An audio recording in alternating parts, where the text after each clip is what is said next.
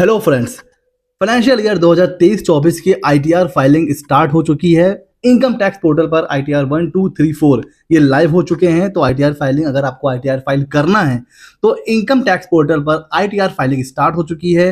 Odd slab choose करने के लिए फॉर्म 10 IEA भी आ चुका है। उसके ऊपर हमने अलग से वीडियो बना दिया है, अगर नहीं देखा है देख सकते हैं। तो आज जिस वीडियो में बात करेंगे कि सर ठीक है, आईटीआर फाइलिंग तो स्टार्ट हो चुकी है, बट क्या हमें आईटीआर फाइल कर लेना चाहिए, और अगर फाइल करना है तो हमें किन किन चीज़ों का ध्यान रखना है। अगर हमने उन चीज़ों को ध्यान में नहीं रखा तो मेरी एडवाइस आपको ये है कि don't file your ITR now. अभी आपको आईटीआर फाइल करने की कोई नीड नहीं है, वरना हो सकता है आपको नोटिस इशू हो जाए और आपको अननेसेसरी किसी प्रॉब्लम को फेस करना पड़े। पहले ये देखते हैं कि आईटीआर फाइल करने के लिए हमें किन किन इंफॉर्मेशन की नीड होती है। तो जनरली जो सैलरी एम्प्लॉय होते हैं, सैलरी के रिटर्न होते हैं, तो फॉर्म 16 या फिर सैलरी स्लिप, बैंक स्टेटमेंट, और अगर सैलरी के अलावा जैसे बिजनेस इनकम है या कोई अदर इनकम डिटेल है, कैपिटल गेन हो गया, ये सारी चीज़ें, अदर सोर्स, एफडीआर का इंटरेस्ट वगैरह, ठीक है। 26 एस हम चेक करते हैं टीडीएस के लिए, और एआईएस और टीआईएस, है ना, एनुअल इन्फॉर्मेशन जो स्टेटमेंट होता है जिसमें सभी कुछ होता है आपका, जितने भी सिग्निफिकेंट ट्रांजैक्शन होते हैं वो सब एआईएस और टीआईएस में रिपोर्ट होते हैं। उसके अलावा इन्वेस्टमेंट की डिटेल जो हम डिडक्शन वगैरह क्लेम करते हैं, ठीक है। तो इसमें अगर हम बात करें तो दो चीजें बड़ी इंपॉर्टेंट हैं। सर कौन सी दो चीजें? एक 26 और एक एआईएस टीआईएस। ये हमें पता है। अगर आईटीआर फाइल करना है तो इन दो चीजों को तो आप मिस कर ही नहीं सकते हैं। अच्छा सर, अब यहां पर देखिए क्या प्रॉब्लम है। 26 से हम क्या चेक करते हैं? सर 26 से हम चेक करते हैं कि हमारा टीडीएस जो डिडक्ट हुआ है वो एक तो कहां कहां से हुआ है, और जो डिडक्ट हुआ है वो करेक्टली ऑनलाइन अपडेट हुआ भी है 26 में या नहीं हुआ है। और एआईएस टीआईएस में बाकी सारी सिग्निफिकेंट ट्रांजैक्शन आ जाते हैं। जीएसटी का टर्नओवर यहाँ दिख जाएगा, अगर आप शेयर में डील करते हैं, ट्रेडिंग करते हैं, वो दिख जाएगा।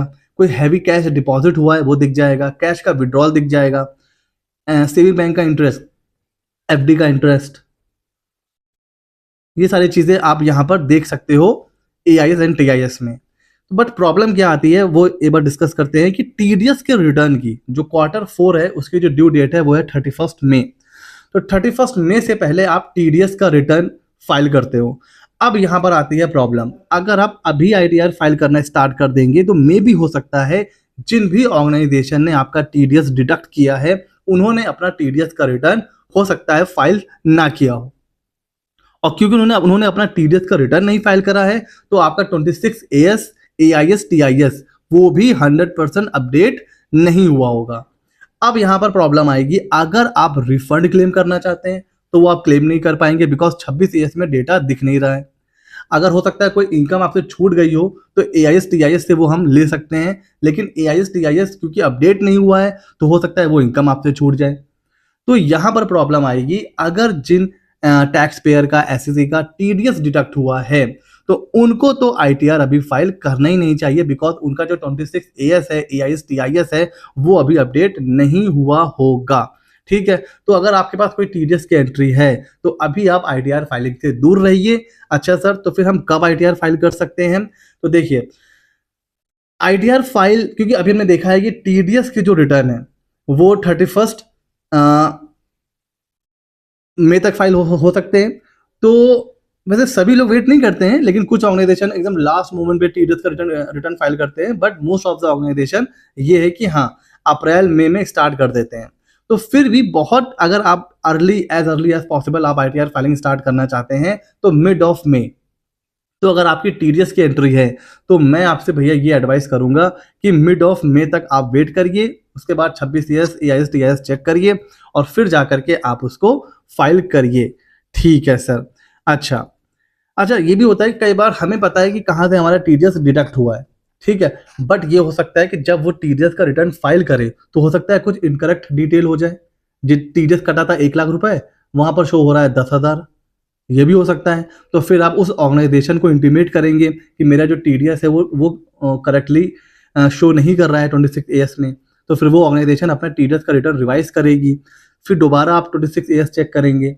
तो ये भी एक प्रोसेस होता है, और टीडीएस रिटर्न को फाइल होने में कई बार गलतियां हो जाती हैं। तो ऐसा बहुत बार देखने को मिलता है, क्लाइंट ये कंप्लेन करता है कि 26AS जो है वो अपडेट नहीं हो रहा है या गलत एंट्री अपडेट हो गई है। तो टीडीएस की एंट्री भी चेक करनी है हमें आईटीआर फाइलिंग से पहले। ठीक है सर। अच्छा, जो लोग जीएसटी में रजिस्टर्ड हैं, ठीक है, जो लोग बिजनेस इनकम वाले हैं, तो उनका भी एआईएस टीआईएस अपडेट नहीं होगा एटलीस्ट कब तक, 3B तक। हमें पता है एआईएस टीआईएस में डेटा कहाँ से उठाता है, जीएसटीआर 3B से। अच्छा, क्वार्टर एंड हुआ है तो यहाँ पर जो क्यूआरएमपी वाले हैं उनकी ड्यू डेट 24 अप्रैल तक होती है, नॉर्मल वालों की 28 अप्रैल तक होती है। तो अगर आप जीएसटी में रजिस्टर्ड हैं और में भी आपकी टीडीएस की कोई एंट्री नहीं है, फिर भी एटलीस्ट आपको एंड ऑफ अप्रैल तक तो रुकना ही चाहिए। बिकॉज जब सारे जो एसएससी हैं, मतलब जो जिनसे आपने परचेज करा है और जो आपने भी आगे सेल करा है, तो आप कब अपना फाइल करेंगे रिटर्न, 20 अप्रैल तक, 24 अप्रैल तक, तो उसके बाद ही एआईएस टीआईएस अपडेट होगा। तो अगर आपकी टीडीएस की कोई भी एंट्री नहीं है, फिर भी अगर आप और आप जीएसटी में भी रजिस्टर्ड हैं, तो भी आपको वेट करना पड़ेगा एंड ऑफ अप्रैल तक। ठीक है, तो ये तो हो गया अगला कंसिडरेशन। उसके बाद और हाँ, आईटीआर आप फाइल करने जा रहे हैं तो भैया एआईएस टीआईएस के डेटा को तो इग्नोर कर ही नहीं सकते हैं। तो अगर आप ये सोचो अरे यार ठीक है अपडेट होगा बाद में देखा जाएगा, हम तो अभी आईटीआर फाइल करते हैं, तो ये गलती मत करिएगा। बिना एआईएस टीआईएस डेटा को चेक करे आईटीआर कभी भी फाइनलाइज मत करिए। ठीक है सर। अच्छा, हाँ, ये पॉसिबिलिटी हो सकती है कि भाई आपकी कोई भी टीडीएस की एंट्री नहीं है, ठीक है, कहीं आपको कोई टीडीएस जो है डिडक्ट नहीं हुआ है और आपके पास सारी की सारी जो भी आपकी इनकम है उसका प्रॉपर डेटा मेंटेन है। आप चाहे तो टैली भी मेंटेन करते हैं या मैन्युअली मेंटेन करते हैं या रजिस्टर मेंटेन करते हैं, जैसे भी करते हैं, आपके पास इनकम का पूरा डेटा अवेलेबल है और आपकी टीडीएस की कोई एंट्री भी नहीं है। और जितने भी हेड होते हैं इनकम के, आपके पास इंटरेस्ट की भी डिटेल है, एफडी के इंटरेस्ट की भी डिटेल है, आपके पास कैपिटल गेन की भी डिटेल है, सब कुछ आपके पास अवेलेबल है। टीडीएस कहीं से कटा नहीं है तो रिफंड का कोई चक्कर नहीं है। अगर ये सिनेरियो है तो फिर आप आज की डेट में आईटीआर फाइल कर सकते हैं। ठीक है सर, बट फिर भी मैं आपको एडवाइस करूंगा कि अभी इस केस में भी आप वेट करिए और 15-20 अप्रैल के बाद ही फाइल करिए। ठीक हो गया जी। बट हाँ, अगर ये केस है तो आप फाइल कर सकते हैं। ठीक है सर। बट अब क्वेश्चन आता है, कई बार क्लाइंट आता है और कहता है कि सर हमें ना आईटीआर कहीं सबमिट करना है, बैंक में या किसी डिपार्टमेंट में या किसी टेंडर में, तो हमें सर आईटीआर तो अपना चाहिए। उस केस में हम क्या कर सकते हैं सर? उस केस में है ना, हमें एक चीज ध्यान रखना पड़ेगा कि अगर बहुत इमरजेंसी है क्लाइंट का, उसके बिना पर कोई काम रुक रहा है, कोई बहुत बड़ा टेंडर मिलने वाला है, तो फिर आप जो इंफॉर्मेशन अवेलेबल है उसके बिहाफ पे आप आईटीआर फाइल कर दीजिए। बट उसके बाद चेक करते रहिए, जैसे ही टीडीएस अपडेट होता है, एआईएस टीआईएस अपडेट होता है, फिर आपको उस आईटीआर को रिवाइज करना पड़ेगा।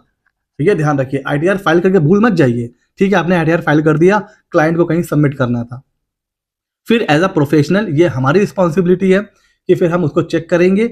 जब एआईएस टीआईएस या फिर 26AS अपडेट हो जाएगा और हमें लगेगा कि हाँ आईटीआर अब हमें रिवाइज करना है, तो फिर हम दोबारा रिवाइज्ड आईटीआर फाइल करेंगे।